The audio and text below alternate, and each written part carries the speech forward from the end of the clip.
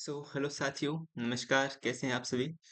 तो जो अपने general science MCQ series continue करते हुए उसी का नेक्स्ट पार्ट है आज हम नेक्स्ट टॉपिक जो है स्टार्ट करने जा रहे हैं। ठीक है, तो टॉपिक को बढ़ते हुए देखते हैं हम कहाँ तक अपन ने कर लिया था प्रीवियस क्लास में। तो प्रीवियस क्लास के अंदर अपन ने जो है दैनिक विज्ञान का जो आधारभूत विज्ञान है इसी को जो है कंप्लीट कर चुके थे। और उम्मीद करता हूँ आप सभी को अच्छा लगा होगा। आज जो हम स्टार्ट करने जा रहे हैं मानव शरीर, ह्यूमन बॉडी, नियंत्रण एवं समन्वय। ठीक है, मानव मस्तिष्क इसके अंदर हम पढ़ेंगे, मानव नेत्र एवं दृष्टि दोष। ठीक है, श्वसन तंत्र, कंकाल तंत्र, जो भी है सारे तंत्र इसके अंदर आ जाएंगे, अंतःस्रावी तंत्र, हार्मोन, ये परिसंचरण तंत्र। ठीक है, तो चलिए स्टार्ट करते हैं इसको बिना किसी देरी के। तो चलिए शुरू करते हैं आज का टॉपिक जो है अपने मानव शरीर, ह्यूमन बॉडी के अंदर हम देख रहे हैं। क्वेश्चन नंबर फर्स्ट है अपने पास। क्वेश्चन नंबर फर्स्ट है मनुष्य के शरीर का तापमान होता है। मनुष्य का जो शरीर का तापमान होता है वो होता है 37 degree centigrade. Read level first के अंदर ये क्वेश्चन आ चुका है। ठीक है, व्याख्या के अंदर कुछ ज्यादा नहीं है। 36.9 डिग्री होता है एग्जैक्ट, लेकिन उसको राउंड फिगर के अंदर 37 जो है लिख सकते हैं अपन। 37 अगर ऑप्शन में दिखे तो वो सही होगा। नेक्स्ट क्वेश्चन है मनुष्य के शरीर का सामान्य तापक्रम होता है। अब इधर देखो, इधर पहले तो अपन को सेंटीग्रेड के अंदर दे रखा था। ठीक है, अभी दे रखा है फ़ारेनहाइट में। फ़ारेनहाइट के अंदर जो मनुष्य का सामान्य शरीर का तापमान होता है 98.6 डिग्री फ़ारेनहाइट होता है। ये अपन को ध्यान रखना है। ठीक है, इधर इधर भी बता ही रखा है। ठीक है, सामान्य तापमान 98.6 डिग्री फ़ारेनहाइट। और सेंटीग्रेड के अंदर पूछे तो 36.9 डिग्री या 37। नेक्स्ट क्वेश्चन है अपने पास, केल्विन स्केल में मानव शरीर का सामान्य तापमान कितना होता है। तो केल्विन स्केल के अंदर पूछे तो 310 डिग्री केल्विन। केल्विन के अंदर सामान्य तापमान 310 डिग्री।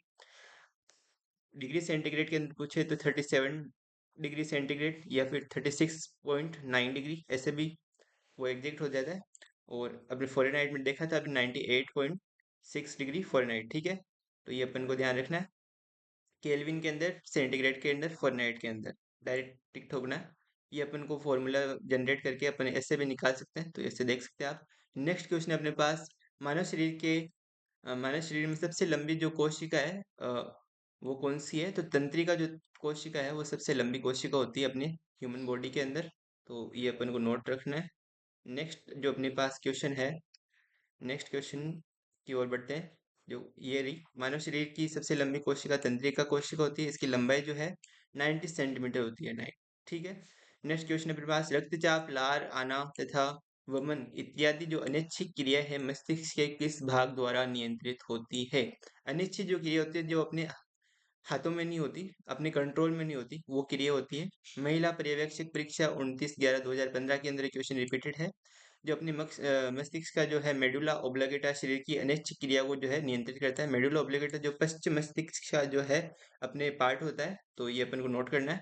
नेक्स्ट क्वेश्चन है अपने पास, प्रतिवर्ती रिफ्लेक्स क्रियाओं का नियंत्रण किसके द्वारा किया जाता है। तो मेरुरज्जु के द्वारा जो है प्रतिवर्ती रिफ्लेक्स क्रियाओं का नियंत्रण किया जाता है। ऐसी अनैच्छिक दैहिक प्रतिक्रिया जिस पर प्रमस्तिष्क का कोई नियंत्रण नहीं होता उसे प्रतिवर्ती रिफ्लेक्स जो है या प्रतिक्षेप की प्रतिक्रिया कहते हैं। इसका नियंत्रण केंद्र मेरुज्जु, स्पाइनल कॉर्ड जो अपने होता है रीढ़ की हड्डी इधर मेरुज्जु की तरफ। तो उदाहरण जैसे हमारी किसी अंगुली या पिन या अन्य नुकीली वस्तु से चुभ जाना, तो अचानक पेट के नीचे सांप का आ जाना इत्यादि जो क्रिया होती है, अचानक से अपन को एक जो है हटा लेते हैं। जैसे पाँव में कांटे चुभते हैं वैसे ही तुरंत पेट जो है हट जाता है, तो वो अपने इसी कारण होता है। तंत्रिका तंत्र एकदम से प्रतिक्रिया होती है। न्यूरॉन क्या होता है। तंत्रिका तंत्र की आधारभूत जो इकाई होती है न्यूरॉन्स होती है। और जो भी तंत्रिका तंत्र, जो भी न्यूरॉन से संबंधित जो डॉक्टर होता है उसे न्यूरोलॉजिस्ट स्पेशलिस्ट बोलते हैं।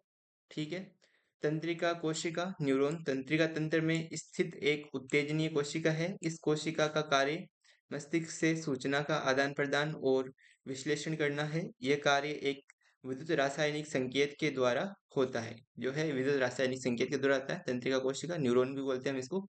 नेक्स्ट क्वेश्चन है अपने पास, मस्तिष्क का वह भाग जो स्वैच्छिक क्रियाओं की परिशुद्धि तथा उत्तरदायी है, परिशुद्धि तथा जो है क्वेश्चन थोड़ा सा इसे बड़ा पेज पे ले लेते हैं। मस्तिष्क का वह भाग जो स्वैच्छिक क्रियाओं की परिशुद्धि तथा शरीर की संस्थिति तथा संतुलन के लिए उत्तरदायी, संतुलन के लिए जो उत्तरदायी होता है वह अनुमस्तिष्क होता है। अब डिटेल्स के अंदर हम मस्तिष्क को पढ़ते हैं, ठीक है। मस्तिष्क के बारे में ये डिटेल्स के अंदर देखिए। सबसे पहले तो ये अपने मस्तिष्क के जो है चित्र इस प्रकार से होता है। जो यहाँ पे होता है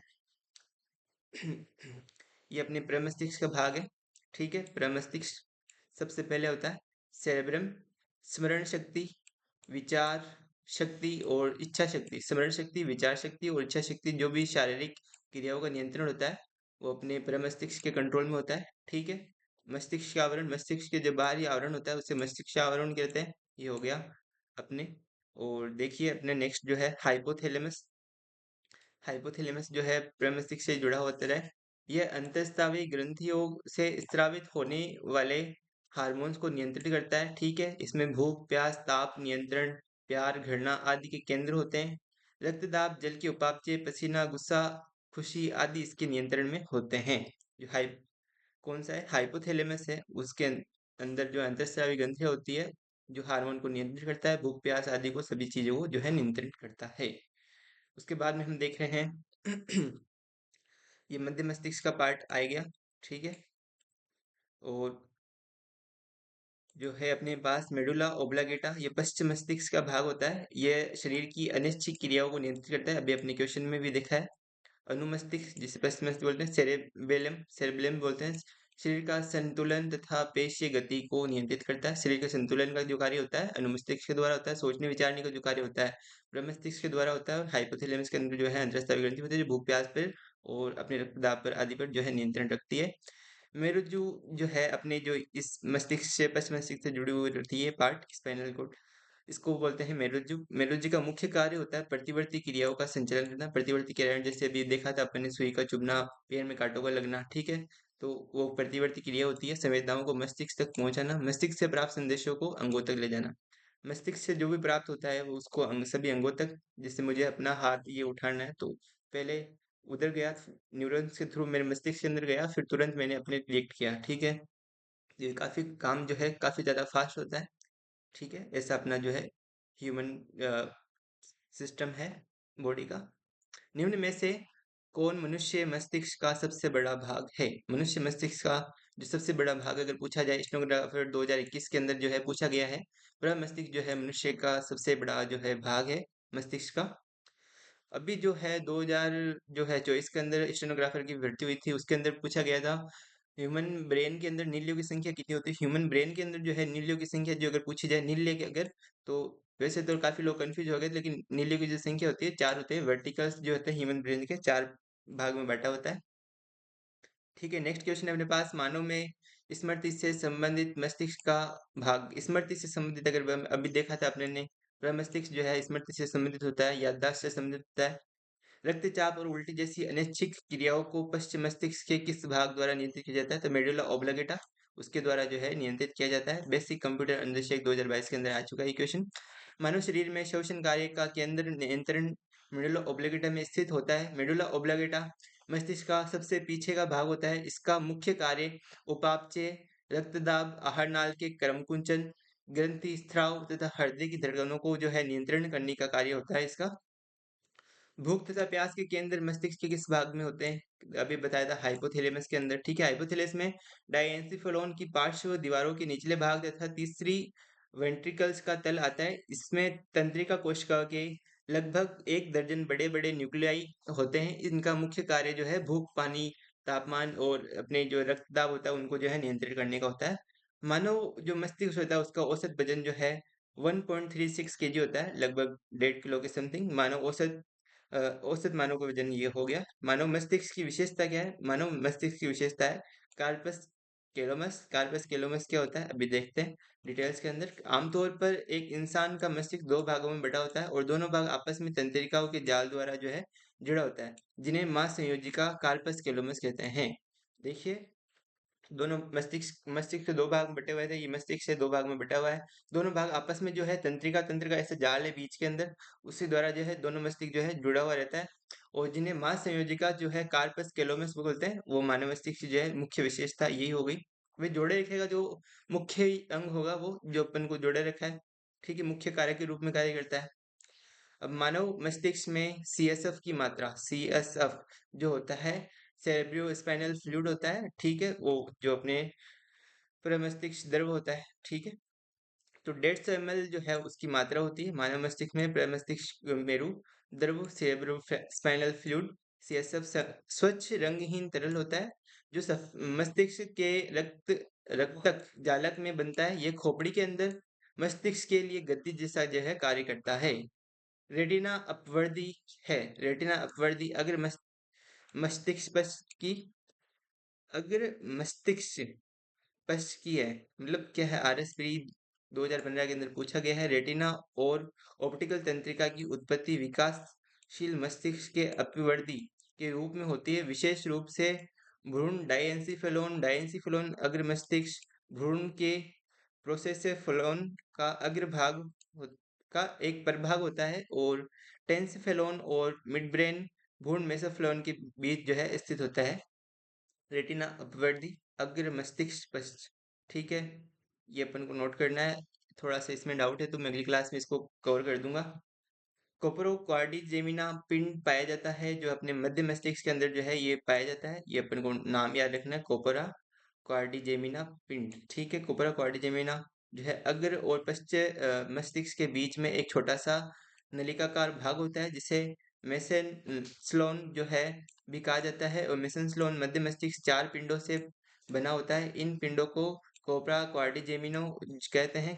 ऊपर के 2 पिंड टेक्टम और नीचे के 2 पिंड जो है टेगमेंटम कहलाते हैं। टेक्टम देखने के लिए तथा टेगमेंटम सुनने के लिए उत्तरदायी।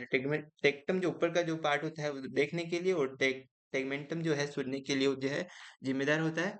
कॉर्पोरा क्वाड्रिजेमिना दृष्टि और श्रवण शक्ति पर जो है नियंत्रण केंद्र रखता है।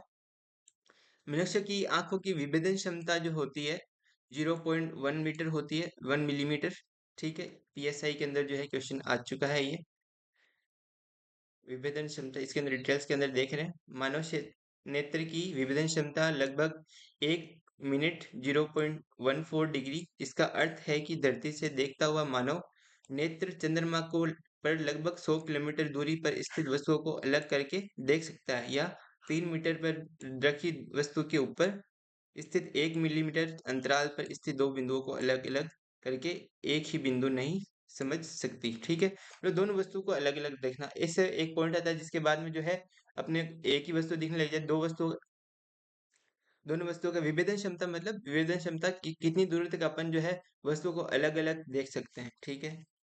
आंखों का अंदरूनी पीछे का पृष्ठ कहलाता है। जो आंखों का अंदरूनी पीछे का पृष्ठ होता है दृष्टि पटल पटल बोलते हैं, उसको रेटिना बोलते हैं।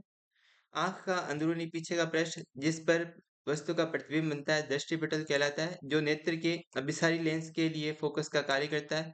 रेटिना में प्रकाश के प्रति संवेदनशील कोशिकाएं होती है। संवेदनशील कोशिका, ये क्वेश्चन आ चुका है अपने अभी जो स्टेनोग्राफर 2024 की वैकेंसी आई है इसके अंदर जो क्वेश्चन दिया है फर्स्ट पेपर के अंदर, कि एक लड़का जो है पीछे की जो है क्लास में सबसे पीछे की बेंच पे बैठा है, उसको जो है वो तो लेंस से संबंधित आ गया कि उसको जो है दूर की चीजें जो है स्पष्ट दिखाई नहीं दे रही। उसका मतलब क्या हुआ, उसको निकट की चीजें स्पष्ट दिखाई दे रही तो उससे निकट दृष्टि दोष है, मतलब मायोफिया है। मायोफिया के लिए अवतल लेंस का उपयोग किया जाता है क्योंकि उत्तल लेंस तो उसकी आंख में लगा हुआ है जो कि एकदम सही से प्रॉपर कार्य कर रहा है, जिस कारण जो इससे पास की वस्तु दिखाई दे रही है, ठीक है। दूर की वस्तु दिखाई देने के लिए जो है अवतल लेंस का उपयोग किया जाता है। तो ये अपने उसी की चर्चा कर ली। संवेदनशील कोशिका होती है जैसे हम जैसे धूप के अंदर जाते हैं और फिर एकदम से कमरे के अंदर आते हैं, तो संवेदनशील कोशिका के थ्रू जो है मानो कि जो नेत्र होता है वो अपने एडजस्ट होती है उसकी लेंस, और उसके द्वारा जो है आप देख सकते हैं अंधेरे में। सॉरी, क्या बोल दिया मैंने। संवेदनशील कोशिका होती है जिसके द्वारा जो है नेत्र की फोकस दूरी जो है बढ़ाई जा सकती है। आकार जो है एक छड़ी आकार प्रकाश की चम्मच के प्रति प्रतिक्रिया देना तथा संवेदनशील कोशिका रेटिना में प्रकाश के प्रति एक छड़ी आकार प्रकार की चम्मच के प्रति प्रतिक्रिया देना। शंकु आकार रंग भेद का ज्ञान की होती है। ये थोड़ी सी लाइन टिपिकल है, इसको एक बार के लिए एलिमिनेट करो। आइरिस के बीच में एक छेद होता है, इसे आंख की पुतली प्यूपिल कहते हैं। दृश्य पटल के नीचे अंदर की ओर एक काली झिल्ली होती है जिसे रक्तक कॉर्डिक या फिर दृष्टि पटल के सामने उभरा हुआ भाग होता है कॉर्निया। उभरा हुआ भाग तो पता ही है, दृष्टि पटल के कॉर्निया होता है। सबसे ज्यादा अहम जो है मानव नेत्र का जो पार्ट होता है कॉर्निया। इसके बारे में देखो अपन नेक्स्ट क्लास में चर्चा कर लेंगे। ये थोड़ा सा लाइन इसमें हो जाता है करेक्शन, कभी कुछ प्रिंटिंग में आ जाता है। तो मानव नेत्र में किसी वस्तु का प्रतिबिंब बनता है। प्रतिबिंब अगर बनेगा दृष्टिपटल रेटिना पर ही बनेगा, ठीक है। नेत्र पटल जो प्रकाश के प्रति संवेदनशील होती है, दृष्टिपटल होती है प्रकाश के प्रति जो है संवेदनशील होती है। मानव नेत्र का वह भाग जो नेत्र के अभिसारी लेंस के लिए फोकस का कार्य करता है कहलाता है, अपने रेटिना कहलाता है, फोकस का कार्य करता है अभिसारी लेंस के लिए। एक पेश या डायाफ्राम जो मानव नेत्र में पुतली के साइज को नियंत्रित करता है कहलाता है परितारिका। आइरिस जो है डायाफ्राम होता है, नेत्र की पुतली के साइज को जो है नियंत्रित करता है आइरिस। ये अपन को नोट करना है। किस लिए लेंस, सॉरी, अब नेत्र के बारे में डिटेल्स के अंदर पढ़ लेते हैं अपन। देखिए, ये अपना नेत्र का जो है चित्र है, जिसके अंदर जो है सबसे पहले अपन देख रहे हैं। तो इधर देखिए, इधर जो है, इधर कचाप द्रव जो है अंदर की ओर भरा रहता है, और जो है दृष्टि पटल, इसके जो है बाहर वाला, नेत्र के बाहर वाला भाग दृष्टि पटल। क्रिस्टल लेंस केवल विभिन्न दूरियों पर रखी वस्तुओं को दृष्टि पटल पर फोकसित करने के लिए आवश्यक फोकस दूरी में उत्कृष्ट समायोजन करता है। इसका कार्य होता है, लेंस के अंदर समायोजन का कार्य होता है रक्तक रक्तक पटल, और जो अंदर का ये पार्ट होता है उसको बोलते हैं रेटिना, ठीक है। पक्षमापी पेशीय, ये अंदर नेत्र की जो पेशी होती है, मांसपेशियां, उनको पक्षमापी पेशी बोलते हैं। क्रिस्टल लेंस यहाँ पे लगा रहता है। क्रिस्टल लेंस केवल विभिन्न दूरियों पर रखी वस्तुओं को दृष्टिपटल पर फोकसित करने के लिए आवश्यक फोकस दूरी में उत्कृष्ट समायोजन का कार्य करता है, ठीक है। परितारिका अपन ने बात की थी आइरिस की अभी हाल ही में।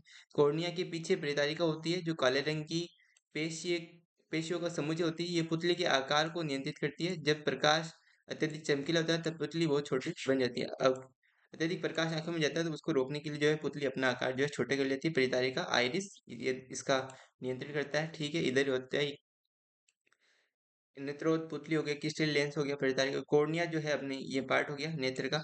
नेत्र दान में आंख के कोर्निया भाग का जो है दान किया जाता है, प्रत्यारोपण किया जाता है। अपन को ये नोट करना है, पूछा भी जा सकता है। मनुष्य नेत्र के किस भाग का प्रत्यारोपण संभव है, अभी ये क्वेश्चन आए आ गया है। कॉर्निया जो है उसका ही प्रत्यारोपण जो है संभव होता है। स्टेनोग्राफर 2013 के अंदर, हेडमास्टर 2012 और वरिष्ठ कंप्यूटर अनुदेशक 2022 के अंदर जो है पूछा गया है। तो ऐसे क्वेश्चन जो है काफी ज्यादा अहम हो जाते हैं। एक सामान्य नेत्र के लिए सुस्पष्ट दृष्टि की न्यूनतम मानक दूरी क्या है? न्यूनतम मानक दूरी होती है 25 सेंटीमीटर। एक सामान्य नेत्र के लिए सुस्पष्ट दृष्टि न्यूनतम दूरी मतलब 25 सेंटीमीटर होती है, वहां तक जो है वो एकदम क्लियर देख सकता है। परंतु जब इनमें दोष आ जाता है तो दृष्टि दोष के कारण दूरी में विभिन्नता आ जाती है। सबसे अधिक अपवर्तनांक वाला आंख का अंग कौन सा है? अपवर्तनांक जो है आंख का अंग लेंस है, ठीक है। लेंस सबसे अधिक अपवर्तनांक वाला आंख का अंग होता है। लेंस आइरिस के भीतर की ओर नेत्र गोलक की गुहा में एक बड़ी ही रंगहीन पारदर्शक और क्रिस्टेलिन नामक प्रोटीन की बनी लचीली संरचना होती है, ठीक है। आकृति में यह उभयोत्तल होता है और उत्तल होता है, मतलब उत्तल लेंस ही होता है अपने आंख में। और आयु बढ़ने के साथ साथ ये चपटा और भूरा हो जाता है, जिसके इसके बहुत ही अपारदर्शी हो जाने से दिखाई देना जो है बंद हो जाता है, और मोतियाबिंद की बीन की जो है स्थिति उत्पन्न हो जाती है। मनुष्य नेत्र में पाया जाता है मनुष्य के लेंस में अवतल दर्पण नहीं होगा, प्रिज्म नहीं होगा, अवतल लेंस भी नहीं होगा। उत्तल लेंस होता है, तो द्विउत्तल लेंस जो होता है ऐसे ऐसे करके उठा हुआ तल मान सकते हैं आप। ऊपर का जो ये उभरा हुआ तल होता है वो उत्तल लेंस होता है। तो द्विउत्तल लेंस जो है मनुष्य के नेत्र में जो है पाया जाता है। मानव आंख में पारदर्शी जीवित पदार्थ से बने एक प्राकृतिक उत्तल लेंस अभिसारी लेंस के माध्यम से प्रकाश के अपवर्तन पर काम करती है, वह चीजों को देखने के लिए सक्षम बनती है। आंख के किस भाग में वर्णक होता है जो व्यक्ति की आंखों को रंग निर्धारित करता है? तो आइरिस के भाग के अंदर जो है वर्णक होता है। नेत्र की दीवारें 3 परतों की बनी होती है। बाहरी परत घने संयोजी ऊतकों की बनी होती है, जिससे स्क्लेरा श्वेत पटल कहते हैं। अग्रभाग कॉर्निया कहलाता है। आंख की मध्य परत कोरोइड रक्त पटल में अनेक रक्त वाहिनियां होती है, ये हल्के नीले रंग की दिखाई देती है। नेत्र गोलक के पिछले 2/3 भाग में कोरोइड की परत पतली होती है, लेकिन यह अग्रभाग में मोटी होकर पक्षमाप काय बनाती है। पक्षमाप काय आगे की ओर निरंतरता बनाते हुए वर्णक युक्त पारदर्शी संरचना परितालिका बनाती है, जो आंखों को रंगीन देखने योग्य भाग होता है। नेत्र गोलक के भीतर पारदर्शी क्रिस्टलीय लेंस होता है, जो कि तंतुओं का पक्षमाप कार्य से जुड़ा होता है। लेंस के सामने आइरिस से घिरा होता है, छिद्र होता है, जिसे प्यूपिल बोलते हैं। प्यूपिल जो है अभी अभी तुमने देखा था, वो सारी चीजें इसके अंदर जो है समाहित कर दी है। एनसीईआरटी कक्षा 11 जो है जीव विज्ञान की पुस्तिका से जो है उठाया गया है ये। मायोपिया से ग्रस्त, अभी अपने बात की थी मायोपिया, निकट दृष्टि दोष, ठीक है, मायोपिया होता है। मायोपिया से ग्रसित व्यक्ति निम्नलिखित में से क्या नहीं कर पाता है? पास की वस्तु को साफ देख पाना। देखो, पास की वस्तु को बिल्कुल साफ देख पाएगा। उच्च आवृत्ति की आवाज सुन पाना, उच्च आवृत्ति की आवाज सुन पाना। दूर की वस्तुओं को साफ देख पाना और निम्न आवृत्ति की आवाज सुन पाना।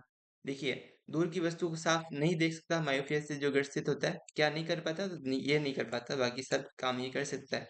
आंख के रोग जो है एक दृष्टि में देख रहे हैं, जो है स्पष्ट रूप से इसके अंदर निकट दृष्टि दोष दिया हुआ है, मायोपिया बोलते हैं इसे। इसके रोगी को जो है निकट की जो वस्तु है वो नहीं दिखाई देती, और निकट की वस्तु सॉरी साफ दिखाई देती है। निकट दृष्टि दोष मतलब निकट की वस्तु साफ दिखाई देना, लेकिन दूर की वस्तु जो है अस्पष्ट दिखाई देती है। इसके लिए जो है अवतल लेंस का जो है उपयोग किया जाता है, ये अपन को नोट करना है। दूर दृष्टि दोष जो है हाइपरमेट्रोपिया बोलते हैं। इसके रोगी को दूर की वस्तु साफ लेकिन निकट की वस्तु जो है अस्पष्ट दिखाई देती है। उपचार के लिए जो है उत्तल लेंस का उपयोग किया जाता है। कॉन्वेक्स लेंस बोलते हैं उत्तल लेंस को, अवतल लेंस को बोलते हैं कॉनकेव लेंस, ठीक है। दृढ़ दृष्टि दोष जो है, इसमें वृद्धावस्था में मांसपेशियों और लचीले होने से रोगी को दूर व पास की वस्तु स्पष्ट दिखाई नहीं देती।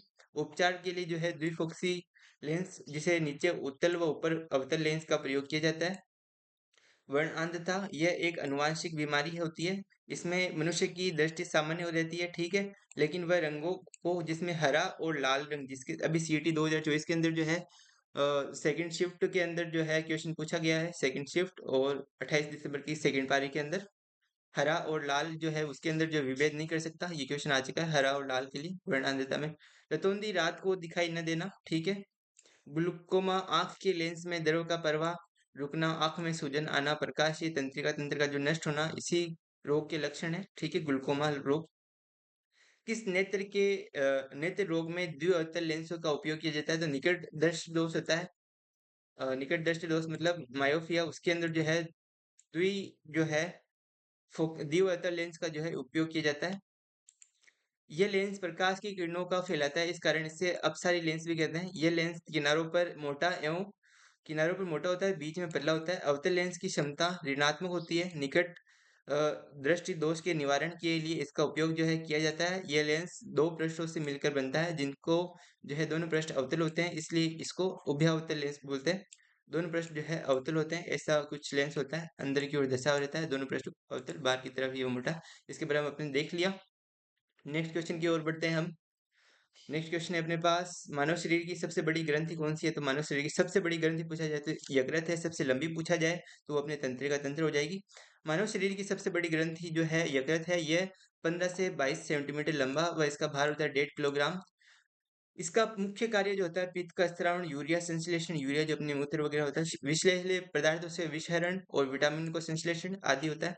मनुष्य की जीभ के किस क्षेत्र तक कड़वाहट की संवेदना सीमित रहती है? जो भी आप कड़वी चीज खाते हैं तो पिछला भाग होता है, वहां तक जो है कड़वाहट की जो है सीमा जो संवेदना है सीमित रहती है। मनुष्य के जीभ के पिछले पश्च भाग में कड़वाहट बिटरनेस की संवेदना होती है, जबकि जीभ के अग्रभाग में अग्रभाग के अंदर जो मीठे पदार्थ होते हैं उनका जो जांच के कार्य किया जाता है, उनका टेस्ट का पता लगता है। पार्श्व किनारों का जो है खट्टा और अग्र छोर और किनारों पर नमकीन जो है साल्टी स्वाद की संवेदना होती है।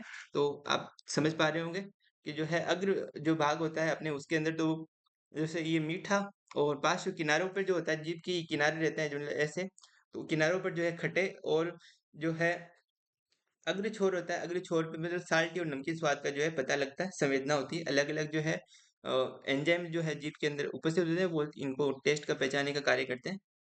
और कभी कभी ये एंजाइम जो नष्ट हो जाते हैं, जिस कारण जो अपन को कुछ भी जो है खाना बेस्वाद लगता है, चाहे कुछ भी कितना भी स्वादिष्ट खा ले, तो ये उसी कारण होता है।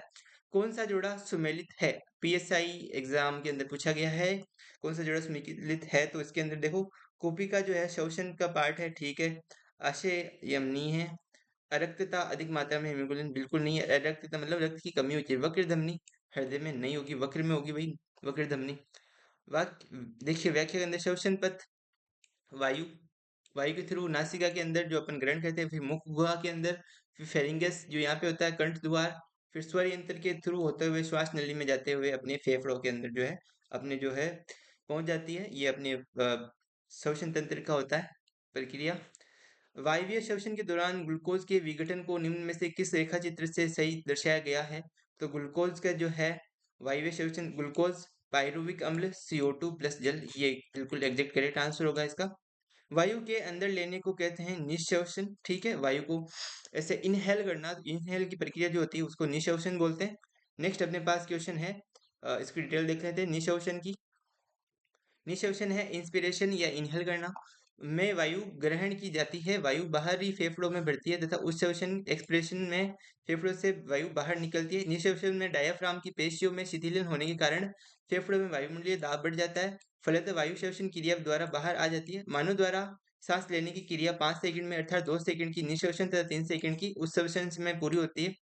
मनुष्य का श्वसन तंत्र कई अंगों का बना होता है। इन अंगों में सबसे महत्वपूर्ण अंग फेफड़ा फुफ्फुस होता है, जहां पर गैसों का आदान प्रदान होता है। श्वसन के दो प्रकार होते हैं, वायु O2 की उपस्थिति में 38 एटीपी, और तथा अवायु जो होता है O2 की आवश्यकता नहीं होती है इसके अंदर, अवायवीय श्वसन के अंदर 2 एटीपी होती है, ठीक है। मनुष्य में श्वसन दर जो है 17 से 19 प्रति मिनट होती है, ठीक है।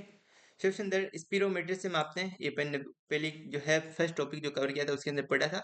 वयस्क पुरुष में श्वसन दर होती है 14 से 16 मिनट, और नवजात शिशु के अंदर होता है 44 मिनट, ठीक है। नवजात शिशु के अंदर हमेशा जो है अधिक ही होगी, जैसे वयस्क के अंदर देखो 206 डी होती है, नवजात के अंदर 326 के अंदर ऐसे ऐसी कुछ मतलब अधिक होगी कुल मिला के, तो वो होता है। एक सामान्य व्यक्ति 1 मिनट में औसत कितनी बार श्वास लेता है? तो 1 मिनट के अंदर 16 बार जो है सामान्य व्यक्ति जो है औसत बार श्वास लेता है। हमारी छोड़ी हुई सांस की हवा में कार्बन डाइऑक्साइड की मात्रा अगर पूछी जाए तो मात्रा 4% होती है। हमारी छोड़ी हुई सांस की हवा में कार्बन डाइऑक्साइड की मात्रा 4% होती है। वायुमंडल में CO2 की लगभग 0.4% जो है क्वांटिटी होती है CO2 की। रुधिर में जो CO2 का संवहन निम्न प्रकार से होता है, प्लाज्मा में घुली अवस्था में 7% रूप में, बाइकार्बोनेट के रूप में 70%, कार्बोवेनो के रूप में, यौगिक के रूप में जो है 23% जो है अपने CO2 की मात्रा होती है। नेक्स्ट क्वेश्चन है, एपिग्लोटिस का प्रमुख कार्य। एपिग्लोटिस जो होता है अपने कंठ के अंदर होता है, जिसे घाटी ढक्कन भी बोलते हैं। जो अपन भोजन खाते हैं तो ये एपिग्लोटिस जो है ऐसे खुल जाता है, और भोजन को जो है अपने मतलब श्वसन को और श्वसन क्रिया को, भोजन क्रिया को, दोनों को पृथक्करण का जो कार्य होता है वो एपिग्लोटिस घाटी ढक्कन के द्वारा देता है। भोजन को श्वास नली में प्रवेश नहीं रोकना। जो भोजन जो जा रहा है, जैसे अपने इधर कंठ में दो प्रकार की नली होती है, एक तो भोजन के लिए जा रही है सीधे अमाशय से जुड़ी है, और एक अपने श्वसन तंत्र फेफड़ों से जुड़ी है। तो घाटी ढक्कन जो है इन दोनों के ऊपर से ऐसे केप का कार्य करता है, जैसे शिफ्ट होता रहता है। जब हम खाना खाते हैं तो जब है ये श्वास नली के ऊपर ढक जाता है, ऐसे पैक हो जाता है इस नली पर, और ये नली खुली रहती है तो इसके अंदर जो है भोजन चला जाता है। कई बार क्या होता है कि ये नली जो है अपने कार्य को भूल जाती है, ऐसा कुछ हो जाता है जिस कारण जो है कुछ भोजन या फिर पानी वगैरह जो है अपने श्वास नली में इधर की ओर चला जाता है, जिसके कारण अपन को दुष्लांग आ जाती है खाना खाते समय, तो उसी कारण होता है। मानव शरीर में फेफड़े कहाँ पर स्थित होते हैं? तो वक्षीय गुहा के अंदर जो है फेफड़े स्थित है। उदरीय गुहा अपने पेट के अंदर होता नहीं है। हृदय आवरण गुहा या फिर नहीं होते। मुख गुहा अपने इधर फेफड़े कहाँ से होंगे भाई? तो वक्षीय गुहा है जो एग्जैक्ट करेक्ट आंसर होगा। पटवारी के अंदर पूछा गया क्वेश्चन है। फेफड़े प्राणियों में जोड़े के रूप में उपस्थित होते रहते हैं, जिनकी दीवार असंख्य गुहिकाओं की उपस्थिति के कारण स्पंजी रहती है। ये वक्षीय गुहा गुहा में जो है स्थित होते हैं। श्वसन के लिए निम्न में से मुख्य रूप से उत्तरदायी है। डायाफ्राम जो है श्वसन के लिए उत्तरदायी होता है। इसके अंदर उच्चश्वसन और निःश्वसन की क्रिया होती है। डायाफ्राम का सिकुड़ना फैलना, जिसके कारण जो है श्वसन क्रिया जो है संपन्न होती है। एल्विलाई में पाई जाती है। एल्विलाई में जो है शल की उपकला जो है पाई जाती है, ठीक है। ये अपन को नोट करना है, ध्यान में रखना है। श्वसन किस प्रकार की प्रक्रिया? श्वसन जो है ऊष्माक्षेपी जो है प्रक्रिया है। एक्सोटर्मिक जो है प्रक्रिया उपापचयी, उपचयी, ऊष्माशोषी, ऊर्जा शोषी ये है ही नहीं, ऊष्माक्षेपी है। हमारे तंत्र में अधिकतम एटीपी अणुओं की उत्पन्न करने वाला पद जो है क्रेब्स चक्र होता है। आरएसपी के अंदर पूछा है जो कैंसिल हो चुका था। क्रेब्स चक्र वायवीय श्वसन की दूसरी अवस्था प्रथम ग्लाइकोलाइसिस चक्र है। यह चक्र कोशिकाओं के माइटोकॉन्ड्रिया में ऑक्सीजन की उपस्थिति में संपन्न होती है। इस प्रक्रम में कुल 36 एटीपी एडिनोसिन ट्राइफॉस्फेट जो है अणु की प्राप्ति होती है। 36 प्रकार के अणु होते हैं इसके अंदर, माइटोकॉन्ड्रिया के अंदर। क्रेब्स चक्र में पाइरुविक अम्ल कार्बन डाइऑक्साइड और जल जो है अपने H2O में बदल जाता है। इस चक्र में खोजकर्ता हैंस एडोल्फ क्रेब थे, इस कारण जो है क्रेब के नाम पर इसको क्रेब्स चक्र जो है नाम पड़ा है इसका। नेक्स्ट क्वेश्चन है अपने पास, मुख्य श्वसन तंत्र में किस अंग के तौर पर जो है कार्य करता है? तो द्वितीयक अंग के तौर पर जो है श्वसन तंत्र के अंदर कार्य करता है। ऐसे करके फिर प्रथम तंत्र नासिका आ गया, उसके बाद में जो द्वितीयक रूप में मुख जो है कार्य करता है। भोजन को निगलते समय जो है कौन सा भाग इसे श्वास नाल से जाने से रोकता है? तो एपिग्लोटिस, अपने ये चर्चा कर ली थी। और फेरिंग्स मुख गुहा के पीछे और कोमल जो है तालु के नीचे स्थित होता है। और फेरिंग्स जो है पार्ट होता है अपने इधर मुख गुहा के पीछे की ओर होता है, कोमल एकदम तालु के नीचे स्थित। यह भोजन के संवहन का कार्य करता है। ग्रसनी का तीसरा या अंतिम भाग लेरिंगोफेरिंक्स जो है कहलाता है, जो कोमल तालु के नीचे तथा कंठ के पीछे स्थित होता है। लेरिंगोफेरिंक्स ग्रसिका नामक छिद्र द्वारा ग्रसनली और घंटी द्वार जो द्वारा कंठ में खुलती है। घंटी द्वार एपिग्लोटिस द्वारा ढका होता है। एपिग्लोटिस ग्लोटिस का ढक लेता है, फलतः भोजन कंठ में नहीं जा पाता। ग्रसनी की दीवार की पेशीय संकोचन व शिथिलन के कारण जो है भोजन ग्रसनी में फिसल कर ग्रसनली में जाता है। निम्नलिखित में से किस भाग में पाचक या अवशोषण नलिया क्रॉस करती है? तो ग्रसनी के अंदर जो है पाचक और जो है शोषण नलिया जो है क्रॉस करती है, ये अपन को नोट करना है। कठोर तालु के विकास के कारण श्वास मार्ग में बन जाते हैं, जो हमारे अंतर नासाद्वार में काफी पिछले ग्रसनी से में खुलते हैं। ग्रसनी में मुख गुहिका एवं नासा मार्ग मिलते हैं। इस प्रकार ग्रसनी भोजन एवं वायु के लिए सहमार्ग का कार्य करती है। शरीर के संतुलन को बनाए रखने के लिए अंतःस्रावी तंत्र के साथ मिलकर कार्य करता है। तंत्रिका तंत्र जो है अंतःस्रावी तंत्र को कार्य मिलकर जो है कार्य करता है, जिसके शरीर को संतुलन जो है बना रहता है। हमारे शरीर में नियंत्रण एवं समन्वय का कार्य तंत्रिका तंत्र तथा हार्मोन का होता है। हार्मोन और तंत्रिका तंत्र का काफी ज्यादा अहम जो है रोल होता है अपने शरीर के अंदर नियंत्रण और समन्वय के लिए। मनुष्य का तंत्रिका तंत्र 3 भागों में विभक्त होता है। केंद्रीय तंत्रिका तंत्र, ये तंत्रिका तंत्र का वह भाग होता है जो संपूर्ण शरीर स्वयं तंत्रिका तंत्र पर जो है नियंत्रण रखता है, केंद्रीय तंत्रिका तंत्र। परिधीय तंत्रिका तंत्र होता है पेरिफेरल नर्वस सिस्टम। परिधीय तंत्रिका तंत्र के अंतर्गत कपाल तंत्रिका जो है आती है, और जिसके अंदर जो है मेरु तंत्रिकाएँ आती है। और मानव में 12 जोड़ी कपाल एवं 31 जोड़ी जो है मेरु तंत्रिकाएँ होती है। मनुष्य में कपाल तंत्रिकाएँ 12 जोड़ी, कपाल तंत्रिकाएँ मनुष्य में मेरु तंत्रिकाएँ 31 जोड़ी होती है।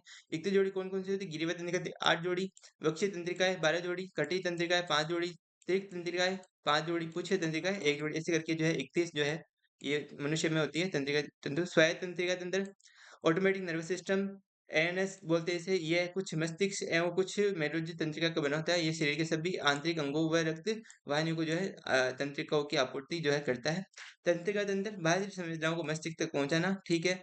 संयोजी तंत्र होता है विभिन्न ऊतकों को जोड़ना, जो जोड़ता है संयोजी तंत्र के। अपन में अभी देखा था मस्तिष्क को जोड़ने वाला जो है कैलोमस होता है, तो वो जो है जोड़ने का कार्य करता है, संयोजी तंत्र हो गया।